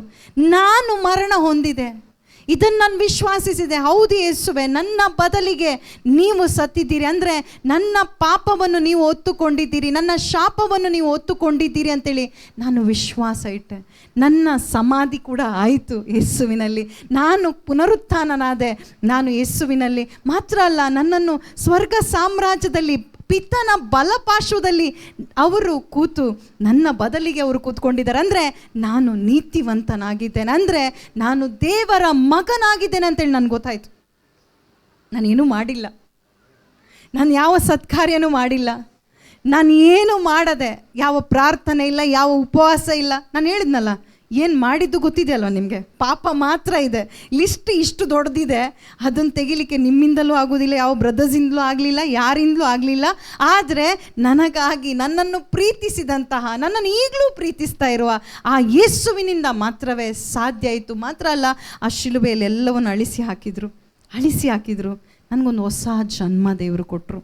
ನನ್ನ ಒಳಗಡೆ ನಿಜವಾಗ್ಲೂ ಈಗ ನಾನು ಏನು ಜೀವಿಸ್ತಾ ಇದ್ದೇನಲ್ವ, ಇದು ಕೃಪೆಯ ಜೀವಿತ ಮಾತ್ರ. ಯಾಕಂದರೆ ನನ್ನ ಬಲದಿಂದ ಇದನ್ನು ನಾನು ಜೀವಿಸ್ತಾ ಇಲ್ಲ. ಇದು ನನ್ನ ಬಲ ಅಲ್ವೇ ಅಲ್ಲ. ಯಾಕಂದರೆ ನನ್ನ ಬಲದಿಂದ ಜೀವಿಸಿದರೆ ಬರೀ ಪಾಪ ಮಾತ್ರ ಮಾಡಬೇಕಷ್ಟೆ. ಆದರೆ ಪಾಪವನ್ನು ಜಯಿಸುವಂಥ ಕೃಪೆ ಆ ಪವಿತ್ರಾತ್ಮರನ್ನು ನನಗೆ ಕೊಟ್ಟಿದ್ದಾರೆ ಪ್ರಿಯರೇ. ಈಗ ಏನಾಗಿದೆ ಅಂದರೆ, ಈಗ ನನ್ನ ದೇಹ ದೇವರ ಆಲಯವಾಗಿದೆ. ಈಗ ನಾನಲ್ಲ ಜೀವಿಸ್ತಾ ಇರೋದು, ಬದಲಾಗಿ ಯೇಸು ಕ್ರಿಸ್ತರು ನನ್ನಲ್ಲಿ ಜೀವಿಸ್ತಾ ಇದ್ದಾರೆ. ಈ ಒಂದು ತೀರ್ಮಾನ ನನಗೆ ಮಾಡಲಿಕ್ಕಾಯಿತು. ಈ ಸತ್ಯದ ಅರಿವು ನನಗಾಗುವಾಗ ನಾನು ಹೇಳಿದೆ, ದೇವರೇ, ನೀವು ನನ್ನನ್ನು ರಕ್ಷಿಸಿದ್ದೀರಲ್ವ, ಈ ರಕ್ಷಣೆ ನಾನು ಜೀವಿಸಬೇಕು. ಮೊದಲು ನಾನು ಏನು ಮಾಡಿದೆ ಅಂದರೆ, ನಮ್ಮ ಮನೆ ಒಳಗಡೆ ಇದೆಲ್ಲ ಆಗ್ತಾ ಇತ್ತಲ್ವ, ಆ ಟೈಮಿಗೆ, ಆ ಲಾಕ್ಡೌನ್ ಟೈಮಿಗೆ ಎಲ್ಲರೂ ಬಟ್ಟಲು ಬಡಿತಾಯಿದ್ರು. ಗೊತ್ತಿದೆಯಾ ನಿಮಗೆ? ನೀವು ಬಡ್ದಿದ್ದೀರಾ? ಇಲ್ಲ, ಮೋದಿ ಹೇಳಿದ್ರಂತೆ ಬಟ್ಟಲು ಬಡಿಲಿಕ್ಕೆ. ನೆನಪಿಲ್ಲ ನಿಮಗೆ? ಮಾಡಲಿಲ್ಲ? ಯಾರು ಮಾಡಿದ್ದೀರಲ್ವಾ? ನೋಡಿ, ಆಗ ಆ ಟೈಮಿಗೆ ಅದೆಲ್ಲ ಮಾಡ್ತಾಯಿದ್ರು. ಆದರೆ ನಾವೇನು ಮಾಡಿದ್ವಿ ಗೊತ್ತಾ? ನಮ್ಮ ಮನೆಯಲ್ಲಿ ನಾವು ಚಪ್ಪಾಳೆ ತಟ್ಟುತ್ತಾ ದೇವರಿಗೆ ಸ್ತೋತ್ರ ಸಲ್ಲಿಸಿದ್ವಿ. ಯಾಕಂದರೆ ನಮ್ಮ ಮನೆ ಒಳಗಡೆ ಆ ಕೊರೋನಾ ಟೈಮಲ್ಲಿ ರಕ್ಷಣೆ ಒಳಗಡೆ ಬಂತು, ಆ ಶುಭ ಸಂದೇಶ ಒಳಗಡೆ ಬಂತು, ಕ್ರಿಸ್ತನು ನಮ್ಮ ಒಳಗಡೆ ಪ್ರವೇಶಿಸಿದ್ರು. ಅದಕ್ಕಾಗಿ ದೇವರಿಗೆ ಸ್ತೋತ್ರವನ್ನು ನಾವು ಸಲ್ಲಿಸಲಿಕ್ಕೆ ಪ್ರಾರಂಭ ಮಾಡಿದ್ವಿ. ಮಾತ್ರ ಅಲ್ಲ, ನಾನು ಇದನ್ನು ಏನು ಮಾಡಿದೆ ಅಂದರೆ, ನನ್ನ ಮನೆಯವರಿಗೂ ನನ್ನ ಮಕ್ಕಳಿಗೂ ಎಲ್ರಿಗೂ ಕೂಡ ನಾವು ಹಂಚಿದ್ವಿ. ಹಂಚಿ ಅದನ್ನು ಹೇಳಿದೆ, ಏನು ಮಾಡಿದ್ದಾರೆ ಯೇಸು ಕ್ರಿಸ್ತರು. ಹೀಗೆ ಹೇಳ್ತಾ ಹೇಳ್ತಾ ಏನಾಯ್ತಂದರೆ ಅವರಲ್ಲೂ ಕೂಡ ಪರಿವರ್ತನೆ ಆಯಿತು. ಅವರು ಕೂಡ ದೇವರ ರಾಜ್ಯಕ್ಕಾಗಿ ನೀತಿಗಾಗಿ ತವಕ ಪಡುವಂತಾಯಿತು. ನಾವು ಒಟ್ಟಾಗಿ ಸೇರಿ ಆತನ ಸೇವೆ ಮಾಡಬೇಕು ಅಂತೇಳಿ ನಾವು ಡಿಸೈಡ್ ಮಾಡಿದ್ವಿ, ನಾವು ತೀರ್ಮಾನ ಮಾಡಿದ್ವಿ. ತೀರ್ಮಾನ ಮಾಡಿದಂತೆ ಖಂಡಿತವಾಗ್ಲೂ ನಾನು ಹೇಳ್ದಲ್ವಾ, ವಾಕ್ಯ ಏನೂ ಗೊತ್ತಿರಲಿಲ್ಲ. ನಿಜವಾಗ್ಲೂ ಹೇಳ್ತೇನೆ, ನಾನು ಕೊಂಕಣಿ ಕುಟುಂಬ, ಕನ್ನಡ ಗೊತ್ತಿಲ್ಲ. ಅಂದರೆ ಓದ್ಲಿಕ್ಕೆ ಬರುತ್ತೆ, ಆದರೆ ನಿಜವಾಗ್ಲೂ ಆ ಒಂದು ಪದಗಳು ಬರುವುದಿಲ್ಲ. ಆದರೆ ಈ ಒಂದು ಕನ್ನಡ ಬೈಬಲ್ ಯಾಕೆ ಹಿಡಿದೆ ನನಗೆ ಗೊತ್ತಿಲ್ಲ. ನಾನು ಮೊದಲು ಹಿಡಿದದ್ದೇ ಕನ್ನಡ ಬೈಬಲ್, ಕೊಂಕಣಿ ಹಿಡಿಲಿಲ್ಲ, ಕನ್ನಡ ಬೈಬಲ್ ಹಿಡಿದೆ. ಆ ದಿನ ಗೊತ್ತಿಲ್ಲ. ಆ ದಿನ ಒಂದೇ ಕೇಳಿದೆ, ಯೇಸುವೆ ಇನ್ನು ಮುಂದೆ ಜೀವಿಸೋದಾದರೆ ನಿನಗಾಗಿ, ನಾನು ನಿನ್ನನ್ನು ಪ್ರೀತಿ ಮಾಡ್ತೇನೆ ಅಷ್ಟೇ. ಪ್ರೀತಿ ಮಾಡೋದಂದ್ರೆ ಏನು? ಅವರ ಆಜ್ಞೆಗಳನ್ನು ಕೈಗೊಂಡು ನಡೆಯುವುದು. ಹೋಗಿರಿ, ಶುಭ ಸಂದೇಶವನ್ನು ಸಾರಿರಿ, ಅಷ್ಟೇ. ಆ ಒಂದು ವಾಕ್ಯ ನನಗೆ ಗೊತ್ತಾಯಿತು ಅಷ್ಟೇ. ನಾನು ಏನು ಮಾಡಿದೆ ಅಂದರೆ ಇದನ್ನು ಓದ್ಲಿಕ್ಕೆ ಪ್ರಾರಂಭಿಸಿದೆ. ಎಷ್ಟು ಓದಿದೆ ಅಂದರೆ ಹಗಲಿರುಳೆನ್ನದೆ, ಅಂದರೆ ಅದನ್ನೇ ಧ್ಯಾನಿಸೋದು, ಅದನ್ನೇ ತಿನ್ನೋದು, ಅದನ್ನೇ ಅದು ಬಿಟ್ಟರೆ ಬೇರೆ ಏನೂ ಇಲ್ಲ. ಏನು ನನಗೆ ಬೇಡ, ಯಾರು ಬೇಡ, ಏನು ಬೇಡ. ಎಲ್ಲವೂ ಕೂಡ ಹೇಗೆ ಹೋಯ್ತೋ ಗೊತ್ತಿಲ್ಲ ನನಗೆ. ನಾನೇನು ಓಡಿಸಲಿಲ್ಲ, ಯಾವ ಸೈತಾನನ್ನು ಓಡಿಸಲಿಲ್ಲ, ಯಾವ ಮಾಟ ಮಂತ್ರವನ್ನು ತೆಗೀಲಿಲ್ಲ, ಏನು ಮಾಡಿಲ್ಲ. ಅದರಷ್ಟಕ್ಕೆ ನನ್ನ ಮಗ ಗುಣ ಅದ, ಎಲ್ಲ ಆಯಿತು, ದೇವರು ಅದನ್ನು ಮಾಡಿದರು. ಆದರೆ ಪ್ರಿಯರೇ, ಒಂದೇ ಒಂದು ನಿರ್ಧಾರ, ಯೇಸುಗಾಗಿ ನಿಲ್ಲಬೇಕು ಅಷ್ಟೇ. ಯೇಸುಗಾಗಿ ನಾನು ನಿಲ್ಲಬೇಕು, ಯೇಸುವನ್ನು ಸಾರಬೇಕು. ಯಾರೆಲ್ಲ ಸಿಗ್ತಾರೋ ಅವ್ರಿಗೆ ಹೇಳ್ತಾ ಇದ್ದೆ. ಮಾತ್ರ ಅಲ್ಲ, ಪ್ರಾರ್ಥಿಸಲಿಕ್ಕೆ ಪ್ರಾರಂಭಿಸಿದೆ. ನಾವು ಒಟ್ಟಾಗಿ ಸೇರಿ ಪ್ರಾರ್ಥಿಸಿದ್ವಿ. ಒಟ್ಟಾಗಿ ಸೇರಿ ಪ್ರಾರ್ಥಿಸಿ ಒಂದೇ ಒಂದು ಕೇಳ್ತಾ ಇದ್ದೆ, ಯಾರಿಗೆ ಹೋಗಿ ಹೇಳಬೇಕು, ಏನಂತೇಳಿ ಹೇಳಬೇಕು. ಏನೂ ಗೊತ್ತಿಲ್ಲ ನನಗೆ, ಏನೂ ಬರ್ತಾ ಇರಲಿಲ್ಲ, ಬಾಯಲ್ಲಿ ಏನೂ ಬರ್ತಾ ಇಲ್ಲ. ತೊದಲು ನಾನು ಬಾಯಲ್ಲಿ ಮಾತು ಬರ್ತಾ ಇಲ್ಲ, ಏನು ಬರ್ತಾ ಇಲ್ಲ, ಭಯ ನನಗೆ. ಯಾಕಂದರೆ ನಾನು ಗೃಹಿಣಿ, ಆಯಿತಾ, ನಿಮ್ಮಂತೆಯೇ ಗೃಹಿಣಿ. ಮನೆ ಒಳಗಡೆ ಎಲ್ಲಿ ಪೇಟೆಗೆ ಹೋಗ್ಲಿಕ್ಕೂ ಗೊತ್ತಿಲ್ಲ. ಒಂಥರ ಏನು ಹೇಳ್ತಾರೆ, ಒಳಗಡೆ ಇರುವ ಒಂದು ಹೂವು ಅಂತೇಳಿ ಹೇಳ್ತಾರಲ್ವ, ಆ ಥರ ಇದ್ದೆ ನಾನು. ಯಾರೊಂದಿಗೂ ಮಾತಾಡೋದಿಲ್ಲ, ಭಯ, ಮಾತಾಡ್ಲಿಕ್ಕೆ ಬರೋದಿಲ್ಲ, ಏನು ಹೇಳಲಿಕ್ಕೂ ಬರೋದಿಲ್ಲ. ಆದರೆ ನಿಜವಾಗ್ಲೂ ಈಗ ಇಲ್ಲಿ ನಿಂತಿದ್ದೇನೆಂದರೆ ಅದು ದೇವರ ಕೃಪೆ ಮಾತ್ರವೇ, ಅವರು ಮಾತ್ರವೇ ನನ್ನನ್ನು ನಿಲ್ಲಿಸಿದ್ದಾರೆ. ಆ ರೀತಿಯಲ್ಲಿ ನಾನಿದ್ದೆ. ಹಾಗಾದರೆ ನಿಮ್ಮಿಂದ ಆಗುತ್ತಾ? ಖಂಡಿತವಾಗ್ಲಾಗುತ್ತೆ. ಯಾಕೆ ಗೊತ್ತಾ? ನಾನು ಒಂದೇ ಪ್ರಾರ್ಥಿಸಿದ್ದು, ಪವಿತ್ರಾತ್ಮರೇ ನನ್ನನ್ನು ಅಭಿಷೇಕಿಸಿರಿ, ಪವಿತ್ರಾತ್ಮರೇ ನೀವು ನನ್ನನ್ನು ಶಕ್ತಿಪಡಿಸಿರಿ, ನೀವು ನನ್ನನ್ನು ಬಲಪಡಿಸಿರಿ.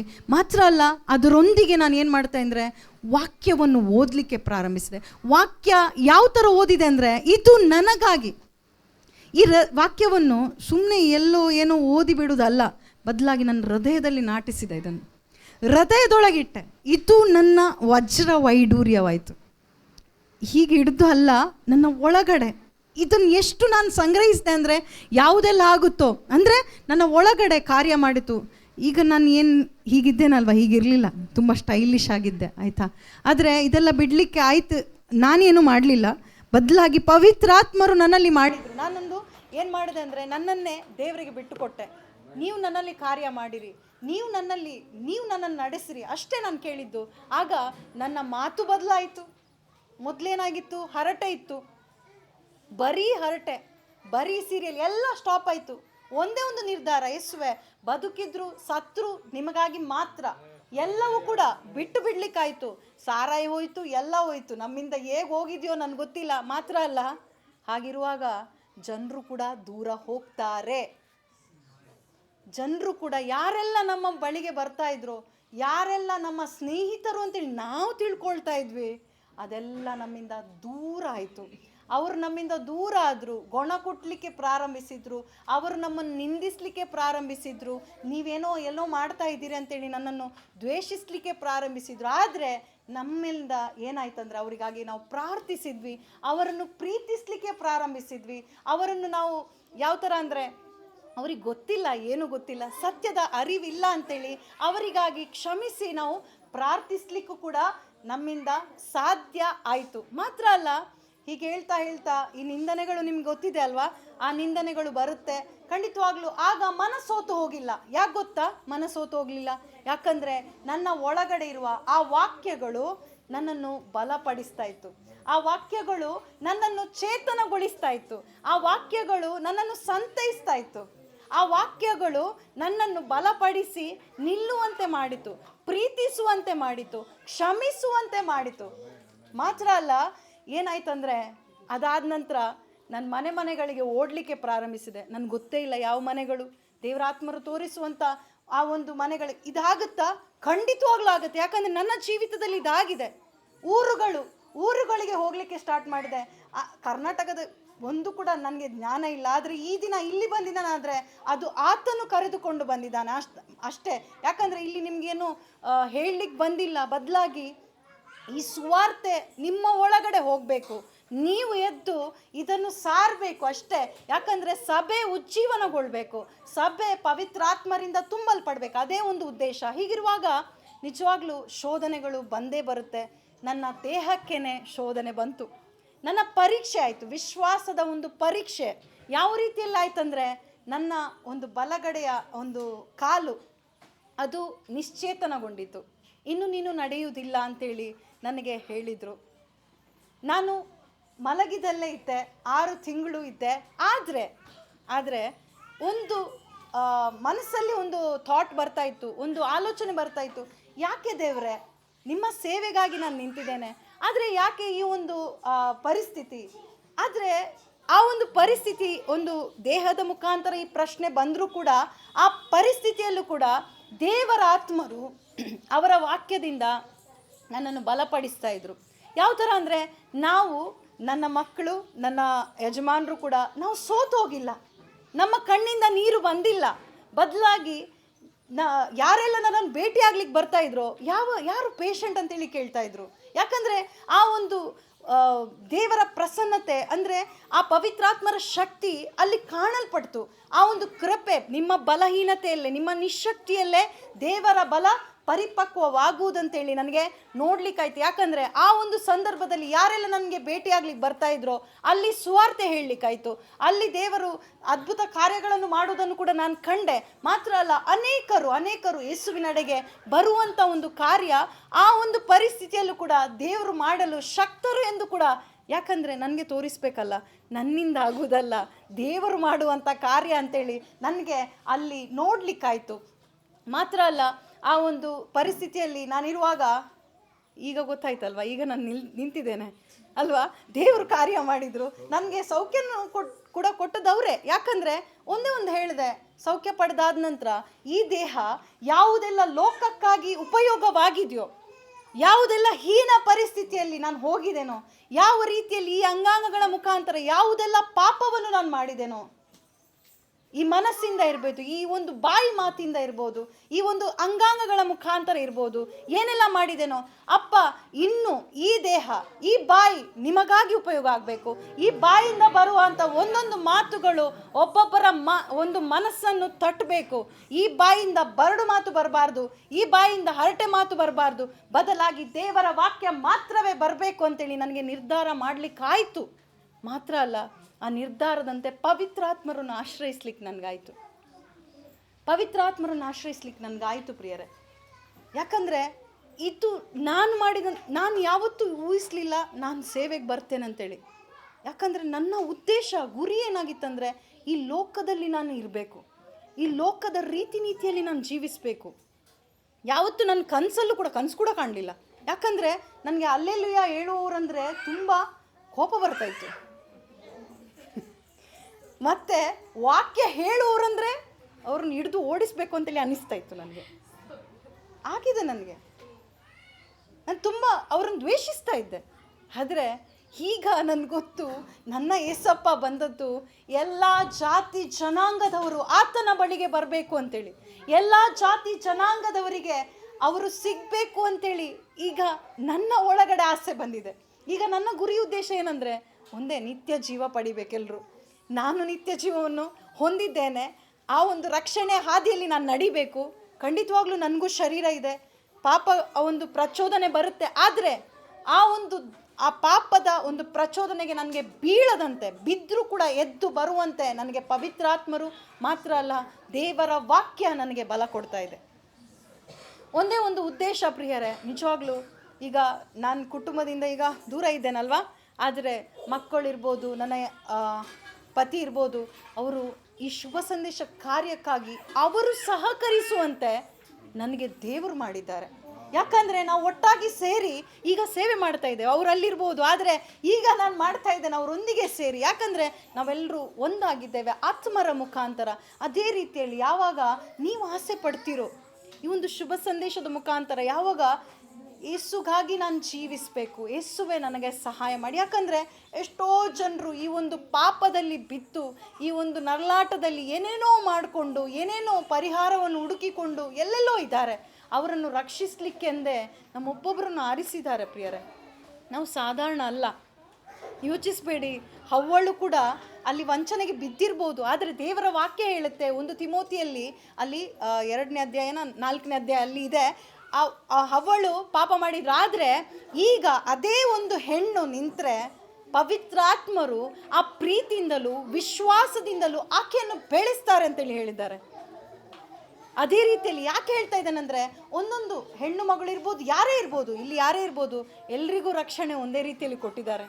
ಎಲ್ರಿಗೂ ಕೂಡ ಅದೇ ಪವಿತ್ರಾತ್ಮರನ್ನು ಕೊಟ್ಟಿದ್ದಾರೆ. ಅಂದು ಸಂತ ಪೌಲರಿಗೂ ಕೊಟ್ಟಿರ್ಬೋದು, ಅಂದು ಪೇತ್ರರಿಗೂ ಕೊಟ್ಟದ್ದಿರ್ಬೋದು, ಅಪೊಸ್ತಲರಿಗೆ ಕೊಟ್ಟಿದ್ದಿರ್ಬೋದು, ಅದೇ ಆತ್ಮರನ್ನು ನಮಗೂ ಕೂಡ ಕೊಟ್ಟಿದ್ದಾರೆ ಪ್ರಿಯರೇ. ಯಾಕಂದರೆ ಯಾವುದೇ ಅದ್ಭುತ ಮಾಡಲಿಕ್ಕಲ್ಲ, ದೆವ್ವ ಓಡಿಸ್ಲಿಕ್ಕಲ್ಲ, ಅದಾಗುತ್ತೆ. ಆದರೆ ಶುಭ ಸಂದೇಶವನ್ನು ಸಾರಲಿಕ್ಕೆ, ಅದು ಶುಭ ಸಂದೇಶ ಯಾವುದಂದರೆ ದೇವರು ಮಾಡಿದಂಥ ಕಾರ್ಯ. ಯಾವುದೇ ಒಂದು ಲೋಕದ ಶುಭ ಸಂದೇಶ ಕಲಬೆರಕೆ ಅಲ್ಲ, ಬದಲಾಗಿ ಅಪ್ಪಟವಾದ ಆ ಶುಭ ಸಂದೇಶವನ್ನು ಸಾರಬೇಕು, ಆ ರಕ್ಷಕನನ್ನು ನಾವು ಸಾರಬೇಕು ಅಂತೇಳಿ ದೇವರು ನಮ್ಮನ್ನು ಆರಿಸಿದ್ದಾರೆ. ಇದು ನನಗೆ ಅರಿವಾಯಿತು. ಇದು ನನಗೆ ಆಗುವಾಗ ಸುಮ್ಮನೆ ಇರ್ಲಿಕ್ಕಾಗುತ್ತಾ? ಸುಮ್ಮನೆ ಇರ್ಲಿಕ್ಕಾಗೋದಿಲ್ಲ ಪ್ರಿಯರೇ. ನಿಜವಾಗ್ಲೂ ನಾನು ಆ ಸಮಯದಲ್ಲಿ ಆಸ್ಪತ್ರೆಯಲ್ಲಿರುವಾಗ ನನಗೊಂದು ವಾಕ್ಯ ಸಿಕ್ಕಿತೇನೆಂದರೆ, ಕಾಲುಗಳನ್ನು ಜಿಂಕೆ ಕಾಲಂತೆ ಮಾರ್ಪಡಿಸಿ ಗುಡ್ಡವ ದಾಟ ಮಾಡಿದ್ದಿ ಅಂತೇಳಿ. ಆ ಒಂದು ವಾಕ್ಯ ನಾನು ನೋಡ್ತಾ ಇದ್ದೆ, ಒಂದೇ ಹೇಳ್ತಾ ಇದ್ದೆ, ಅಪ್ಪ ನಿಮ್ಮ ಶುಭ ಸಂದೇಶವನ್ನು ಇಟ್ಕೊಂಡು ನಾನು ಓಡಬೇಕು, ನಿಮ್ಮ ಶುಭ ಸಂದೇಶವನ್ನು ಹಿಡಿದು ಓಡಬೇಕು, ಇಲ್ಲದಿದ್ರೆ ಬೇಡ. ಶುಭ ಸಂದೇಶವನ್ನು ಹಿಡಿದು ನಾನು ಸಾರಬೇಕು, ಇಲ್ದಿದ್ರೆ ಬೇಡ. ನನಗೆ ನಿಮ್ಮ ಚಿತ್ತದಂತೆ ನನ್ನಲ್ಲಿ ನೆರವೇರಲಿ, ನಾನು ಲೋಕಕ್ಕೆ ಹೋಗುವುದಾದರೆ ಅದು ನನಗೆ ಬೇಡ ಅಂತೇಳಿ ಹೇಳಲಿಕ್ಕಾಯಿತು. ನನಗೆ ಮಾತ್ರ ಅಲ್ಲ, ಅವರು ನನ್ನನ್ನು ಎಬ್ಬಿಸಿದ್ರು ಮಾತ್ರ ಅಲ್ಲ, ನಾನು ಪ್ರಾಮಾಣಿಕವಾಗಿ ಆತನ ಸೇವೆ ಮಾಡಬೇಕು. ಎಷ್ಟೋ ಯುವ ಜನರಿಗೆ ನಾನು ಸಾರಾಯಿ ಕೊಟ್ಟಿದ್ದೇನೆ, ಆದರೆ ಈಗ ಏನಾಗ್ತಾ ಇದೆ ಅಂದರೆ, ಇದೇ ಒಂದು ದೇಹದಲ್ಲಿ ಮೊದಲು ಸೈತಾನನಿಗೆ ಬಿಟ್ಟು ಕೊಟ್ಟಿದ್ದೆ, ಪಾಪಕ್ಕೆ ಒಳಗಾಗಿದ್ದೆ. ಆದರೆ ದೇವರು ಯೇಸು ಕ್ರಿಸ್ತರು ನಂಬಿಗಸ್ತರಾಗಿ ನನ್ನನ್ನು ಬಿಡುಗಡೆ ಆ ಶಿಲುಬೆಯಲ್ಲಿ ಮಾಡಿದರು. ಆ ಶಿಲುಬೆಯಲ್ಲಿ ಮಾಡಿ ನನ್ನನ್ನು ನೂತನವಾಗಿಸಿದ್ರು. ಇದೇ ದೇಹ, ಆದರೆ ನನ್ನನ್ನು ಹೊಸದಾಗಿ ಮಾರ್ಪಡಿಸಿದ್ರು. ಮಾತ್ರ ಅಲ್ಲ, ಈಗ ಅನೇಕ ಯುವಜನರಿಗೆ, ಅನೇಕರಿಗೆ ಈ ಶುಭ ಸಂದೇಶ ಯಾರೆಲ್ಲ ಸಿಗ್ತಾರೋ, ದಾರಿಯಲ್ಲಿ ಸಿಗ್ಬೋದು, ಬಸ್ಸಲ್ಲಿ ಸಿಗ್ಬೋದು, ಟ್ರೈನಲ್ಲಿ ಸಿಗ್ಬೋದು, ಎಲ್ಲಿ ಸಿಕ್ಕಿದ್ರೂ ಕೂಡ ಆತನ ಸುವಾರ್ತೆಯನ್ನು ಸಾರಲಿಕ್ಕೆ ಆ ಒಂದು ಧೈರ್ಯ ಕೂಡ ಕೊಟ್ಟಿದ್ದಾರೆ. ಮೊದಲು ಧೈರ್ಯ ಇರಲಿಲ್ಲ. ಮೊದಲು ಯಾವ ಥರ ಇತ್ತಂದರೆ, ಧೈರ್ಯ ಇಲ್ಲದ ಜೀವನ, ಏನು ಧೈರ್ಯ ಇರಲಿಲ್ಲ. ಯೇಸು ಎಂಬ ನಾಮವನ್ನು ಕೂಡ ನನಗೆ ಕರೀಲಿಕ್ಕೆ ಆಗ್ತಾ ಇರಲಿಲ್ಲ, ಭಯ ಆಗ್ತಿತ್ತು. ಯಾರಾದರೂ ಬಂದು ಹೊಡೆದ್ರೆ, ಯಾರಾದರೂ ಏನು ಹೇಳಿದರೆ, ನಮ್ಮನ್ನು ದೂಡಿ ಹಾಕಿದರೆ, ಏನಾದರೂ ಮಾಡಿದರೆ ಅಂತೇಳಿ ನನಗಾಗ್ತಿತ್ತು. ಆದರೆ ಯಾವಾಗ ನಾನು ಅನೇಕ ಒಂದು ಧ್ಯಾನಕೂಟ, ಅಂದರೆ ಧ್ಯಾನಕೂಟಕ್ಕೆ ಹೋಗುವಂಥ ಉದ್ದೇಶ ಒಂದೇ ಆಗಿತ್ತು, ನನ್ನನ್ನು ಬಲಪಡಿಸಿ, ನನ್ನನ್ನು ಇನ್ನೂ ಅಧಿಕವಾಗಿ ಆ ಒಂದು ವಾಕ್ಯದ ಅರಿವಿನಲ್ಲಿ, ಅಂದರೆ ಆ ಒಂದು ವಾಕ್ಯದ ಪ್ರಕಟಣೆ ನನಗೆ ಬೇಕು, ನನ್ನ ಒಳಗಡೆ ಆ ಒಂದು ಪ್ರಕಟಣೆ ಆಗಬೇಕು ಅಂತೇಳಿ ನಾನು ಪ್ರಾರ್ಥಿಸುವಾಗ ಆ ಧೈರ್ಯ ನನ್ನಲ್ಲಿ ತುಂಬಲ್ಪಡ್ತು ಪ್ರಿಯರೇ. ಆ ಧೈರ್ಯ ನಿಜವಾಗ್ಲೂ ನನಗೆ ಧೈರ್ಯ ಇಲ್ಲ. ಈಗ ಇಲ್ಲಿ ನಿಂತಿದ್ದೇನಾದರೆ ಯೇಸು ನನ್ನೊಳಗೆ ಇರುವುದ ಕಾರಣ ಮಾತ್ರ, ಇಲ್ಲದಿದ್ರೆ ನಾನು ಬಿಟ್ಟು ಓಡ್ತಾ ಇದ್ದೆ. ಯಾಕಂದರೆ ಧೈರ್ಯ ಇಲ್ಲ, ನಿಜವಾಗ್ಲೂ ಇಲ್ಲ. ಆದರೆ ಧೈರ್ಯ ಇದೆ ಆತನ ಮುಖಾಂತರ, ಪವಿತ್ರಾತ್ಮರ ಮುಖಾಂತರ ಮಾತ್ರವೇ ಆ ಧೈರ್ಯ ನನ್ನಲ್ಲಿ ತುಂಬಲ್ಪಡ್ತು. ಒಂದೇ ದಿನದಲ್ಲಿ ಇದಾಗಲಿಲ್ಲ. ನೀವು ಯೋಚಿಸಬೇಡಿ, ಇವತ್ತು ಬಂದು ನಾಳೆ ಆಯಿತು ಅಂತೇಳಿ ಇಲ್ಲ. ಅನೇಕ ಶೋಧನೆಗಳು ಬಂತು, ಅನೇಕ ಕಷ್ಟ ಸಂಕಟಗಳು ಬಂತು, ಅನೇಕ ರೀತಿಯ ಅವಮಾನಗಳು ಎಲ್ಲ ರೀತಿಯಲ್ಲಿ ಬಂತು. ಆದರೆ ಸಂತೋಷಕರವಾಗಿ ಎಲ್ಲ ಪರಿಸ್ಥಿತಿಯಲ್ಲೂ ಆತನನ್ನು ಸ್ತುತಿಸುತ್ತಾ, ಆತನನ್ನು ಕೊಂಡಾಡುತ್ತಾ, ಆತನನ್ನು ಮಹಿಮೆ ಪಡಿಸುತ್ತಾ, ಆತನ ವಾಕ್ಯವನ್ನು ಸಾರುತ್ತಾ ಮುಂದೆ ನಡಿಲಿಕ್ಕೆ ಅವರೇ ಪ್ರೇರಣೆ ಕೊಡ್ತಾ ಇದ್ದಾರೆ. ಇನ್ನೂ ಹೋಗಬೇಕು, ಇನ್ನೂ ಸಾರಬೇಕು. ಯಾಕಂದರೆ ಇನ್ನೇನೂ ಆಗಿಲ್ಲ, ಇನ್ನೂ ಲೋಕದ ಕಡೆಯವರೆಗೂ ಇದನ್ನು ಸಾರಬೇಕು. ಯಾಕಂದರೆ ನಿಜವಾಗ್ಲೂ ಈಗ ಕನ್ನಡ ಆಯಿತು, ಮತ್ತು ನನಗೆ ದೇವರು ಕೊಟ್ಟರು ಹಿಂದಿ ಭಾಷೆಯಲ್ಲಿ ಸ್ವಲ್ಪ ಸಣ್ಣದೆ ಒಂದು ಯೂಟ್ಯೂಬಲ್ಲಿ ನಾವು ಪ್ರಾರಂಭ ಮಾಡಿದ್ವಿ. ಅಂದರೆ ಒಂದೊಂದು ಆಲೋಚನೆಯನ್ನು ಕೊಡುವಾಗ ಆ ಆಲೋಚನೆಯಂತೆ ಹೇಗೆ ಮಾಡಬೇಕು ಅಂತೇಳಿ ಆತನನ್ನು ಆಶ್ರಯಿಸುವಾಗ ಖಂಡಿತವಾಗ್ಲೂ ನನ್ನಲ್ಲಿ ದೇವರು ಕಾರ್ಯ ಮಾಡ್ತಾ ಇದ್ದಾರೆ, ಇನ್ನೂ ಕೂಡ ಮಾಡಲು ಶಕ್ತನಾಗಿದ್ದಾರೆ. ನನಗಾಗಿ ಪ್ರಾರ್ಥಿಸಿ, ಯಾಕಂದರೆ ಇನ್ನೂ ಅಧಿಕವಾಗಿ ನೀವು ಕೂಡ ಒಟ್ಟಾಗಿ ಸೇರಿ ನಾವು ಸಾರಲಿಕ್ಕಿದೆ. ನೀವು ಕೂಡ ಒಬ್ಬೊಬ್ಬರು ಒಂದೊಂದು ಕಡೆ ಹೋಗುವಾಗ ಯಾವ ರೀತಿಯಲ್ಲಿ ರಕ್ಷಣೆ ಆಗ್ಬೋದಲ್ವಾ, ನಮಗೆ ಊಹಿಸ್ಲಿಕ್ಕೂ ಆಗೋದಿಲ್ಲ. ಎಲ್ಲರೂ ಕೂಡ ಬಲಶಾಲಿಗಳಾಗಿ, ಅಂದರೆ ಯೇಸುವಿನ ಬಲದಿಂದ ತುಂಬಲ್ಪಟ್ಟು ನಾವು ಮುಂದೆ ಹೋಗುವಾಗ ಇನ್ನೂ ಅಧಿಕವಾಗಿ ಆತನಿಗಾಗಿ ನಮಗೆ ನಿಲ್ಲಕ್ಕೆ ಸಾಧ್ಯ ಇದೆ ಪ್ರಿಯರೇ, ಸಾಧ್ಯ ಇದೆ. ಆತನಿಂದ ಅಸಾಧ್ಯವಾದದ್ದು ಯಾವುದೂ ಇಲ್ಲ. ಅಂದರೆ ನಮಗೆ ಕೊಟ್ಟದ್ದು ಸಾಧಾರಣ ಅಲ್ಲ, ಯೇಸು ಕ್ರಿಸ್ತರನ್ನು ಅರಿತುಕೊಂಡ ಆ ಕಾರಣ ನಮಗೆ ಕೊಟ್ಟದ್ದು ನಿತ್ಯ ಜೀವ. ಈಗ ನಾನು ಧೈರ್ಯದಿಂದ ಹೇಳ್ತೇನೆ, ನನಗೆ ಒಂದು ದೊಡ್ಡ ಸಾಮ್ರಾಜ್ಯ ಕೊಟ್ಟಿದ್ದಾರೆ, ಸ್ವರ್ಗ ಸಾಮ್ರಾಜ್ಯ ನನಗೆ ಕೊಟ್ಟಿದ್ದಾರೆ. ಆ ಸ್ವರ್ಗ ಸಾಮ್ರಾಜ್ಯದ ಆ ಒಂದು ಅಧಿಕಾರವನ್ನು ಕೂಡ ಕೊಟ್ಟಿದ್ದಾರೆ. ನನಗೊಂದು ದೊಡ್ಡ ತಂದೆ ಇದ್ದಾರೆ. ಆತನನ್ನು ಯಾರು ಕೂಡ ಸಾಯಿಸ್ಲಿಕ್ಕೂ ಆಗೋದಿಲ್ಲ.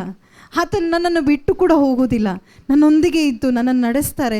ಈ ದೇಹವನ್ನು ಕೊಂದು ಹಾಕ್ಬೋದು, ಆದರೆ ನನ್ನ ಒಳಗಡೆ ಇರುವ ಆತ್ಮರನ್ನು ಅವರು ಯಾರು ಕೂಡ ಮುಟ್ಲಿಕ್ಕೆ ಆಗೋದಿಲ್ಲ ಪ್ರಿಯರೇ. ಯಾಕಂದರೆ ನಮ್ಮನ್ನು ಆ ಒಂದು ನಿತ್ಯ ಜೀವದೆಡೆಗೆ ನಡೆಸುವಂಥ ಆತ್ಮರನ್ನು ಕೊಟ್ಟಿದ್ದಾರೆ, ಸತ್ಯದ ಪಥದಲ್ಲಿ ನನ್ನನ್ನು ನಡೆಸುವಂಥ ಆತ್ಮರನ್ನು ಕೊಟ್ಟಿದ್ದಾರೆ. ಮಾತ್ರ ಅಲ್ಲ, ಆ ತಂದೆಯನ್ನು ಪಡೆಯುವಾಗ ಖಂಡಿತವಾಗ್ಲೂ ಆ ತಂದೆ ಎಲ್ಲವನ್ನು ನೋಡಿಕೊಳ್ತಾ ಇದ್ದಾರೆ. ಯಾವುದೇ ಒಂದು ಭಯ ಪಡಬೇಕಂತೇಳಿ ಇಲ್ಲ, ಯಾಕಂದರೆ ಅಂಥ ಸ್ವರ್ಗೀಯ ತಂದೆ ಕೊಟ್ಟಿದ್ದಾರೆ. ಮಾತ್ರ ಅಲ್ಲ, ನನಗೊಂದು ದೊಡ್ಡ ಕೆಲಸ ಇದೆ. ಈಗ ನನ್ನ ಗೃಹಿಣಿಗೆ ಕೆಲಸ ಇಲ್ಲ ಅಂತೇಳಿ ಹೇಳ್ತಾರಲ್ವ, ತುಂಬ ಜವಾಬ್ದಾರಿ ಇದೆ ಅಲ್ವಾ, ಮನೆದ್ದು ಮಾತ್ರ ಅಂತೇಳಿ ಅಲ್ಲ, ನನಗೆ ಒಂದು ದೊಡ್ಡ ಕೆಲಸ ಎಲ್ರಿಗೂ ಕೊಟ್ಟಿದ್ದಾರೆ. ಶುಭ ಸಂದೇಶವನ್ನು ಸಾರುವಂಥ ಒಂದು ಕೆಲಸ ನಮ್ಮೊಬ್ಬೊಬ್ಬರಿಗೂ ಕೊಟ್ಟಿದ್ದಾರೆ. ಅದಕ್ಕೆ ಕೊಡುವಂಥ ಒಂದು ಸಂಬಳ ಏನಂದರೆ ಆತನ ಸಮಾಧಾನ, ಆತನ ಆನಂದ ನಮಗೆ ಸಂಬಳ ಪ್ರಿಯರೇ, ಬೇರೆ ಏನೂ ಇಲ್ಲ. ನಿತ್ಯ ಜೀವ ಆ ಸಂಬಳವಾಗಿದೆ, ಬೇರೆ ಏನಿಲ್ಲ. ಬೇರೆ ಏನು ಬಯಸೋದು ಬೇಡ, ಬಯಸಿದರೆ ಅದು ಲೋಕದ ರೀತಿಯಲ್ಲಿ ಆಯಿತು. ಆದರೆ ಆ ಒಂದು ನಮಗೆ ಹೊಣೆಗಾರಿಕೆ ಕೊಟ್ಟಿದ್ದಾರೆ, ಆ ಒಂದು ಋಣ ನಮಗಿದೆ. ಆ ಒಂದು ಋಣ ನಮ್ಮೊಬ್ಬೊಬ್ಬರಿಗೂ ಕೂಡ ಕೊಟ್ಟಿದ್ದಾರೆ. ಪ್ರತಿಯೊಬ್ಬರು ಯಾರಿಗೆಲ್ಲ ಈ ಪ್ರೀತಿಯ ಅರಿವಾಗುತ್ತೋ ಖಂಡಿತವಾಗ್ಲೂ ಸುಮ್ಮನಿರ್ಲಿಕ್ಕಾಗುವುದಿಲ್ಲ, ಮನೆಯೊಳಗೆ ಸುಮ್ಮನೆ ಇರಲಿಕ್ಕೆ ಸಾಧ್ಯ ಆಗೋದಿಲ್ಲ. ನೀವೇನು ಮಾಡಿ ಅಂದರೆ ಒಂದೇ ಕೆಲಸ ಮಾಡಿ, ಯಾರಿಗೆಲ್ಲ ಓದ್ಲಿಕ್ಕೆ ಬರೋದಿಲ್ವೋ, ಯಾರಿಗೆ ಓದ್ಲಿಕ್ಕೆ ಬರುತ್ತಲ್ವ, ಅವರು ಒಟ್ಟಾಗಿ ಸೇರಿ ವಾಕ್ಯವನ್ನು ಓದ್ತಾ ಇರಿ. ಓದಿ ಹೇಳುವಾಗ ಖಂಡಿತವಾಗ್ಲೂ ಓದ್ತಾ ವಾಕ್ಯವನ್ನು ಓದಲಿಕ್ಕೆ ಪ್ರಾರಂಭ ಮಾಡಿ. ಯಾವುದೇ ಮನುಷ್ಯನನ್ನು ಡಿಪೆಂಡ್ ಮಾಡಬೇಡಿ, ನೀವು ದೇವರನ್ನು ಆಶ್ರಯಿಸಿರಿ. ದೇವರ ವಾಕ್ಯವನ್ನು ಓದುವಾಗ ಒಡಂಬಡಿಕೆಯಿಂದ ಓದಿ. ನಾನು ಮಾಡಿದ್ದದೇ, ಓದಿ ಆ ವಾಕ್ಯದ ಪ್ರಕಟಣೆ ಬರುವಾಗ ನೀವೇನು ಮಾಡಿ ಅಂದರೆ, ಯಾರಿಗೆ ಓದ್ಲಿಕ್ಕೆ ಬರೋದಿಲ್ವೋ ಅವ್ರು ಕೇಳಿಸುವಂತೆ ಓದಿ.